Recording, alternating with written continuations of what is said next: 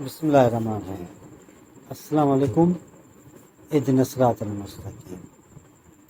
زندگی میں بچپن کی یادیں ہمیشہ انسان کے ساتھ رہتی ہیں۔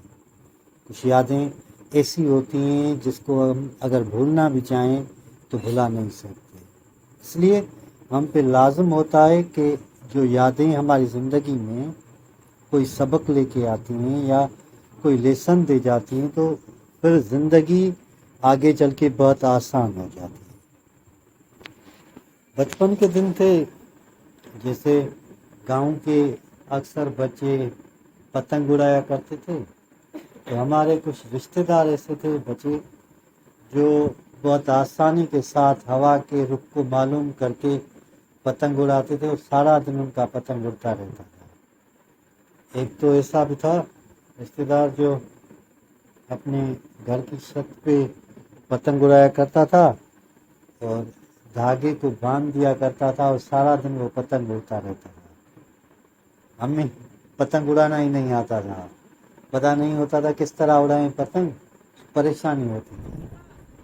اب جب زندگی آگے نکل چکی ہے تو ہم یہ سوچتے ہیں، محسوس کرتے ہیں کہ ہماری زندگی بھی اس پتنگ کی طرح ہوتی ہے، یعنی اگر ڈور اس کی مضبوط ہے یا دھاگا اس کا مضبوط ہے تو پتنگ دیر تک اڑتا رہے گا۔ اگر کوئی انسان ہوا کے رخ کے مطابق اپنے حالات کے مطابق محنت کرتا ہے، کام کرتا ہے یا راستہ ڈھونڈتا ہے تو اس کو منزل مل جاتی ہے۔ اور اڑتے رہنا اور ہواؤں کے دوش پہ یا ہواؤں پہ اپنے پاؤں یا قدم رکھنا آسان تو ہے، لیکن ٹھہر کے رہنا بہت مشکل ہو جاتا ہے۔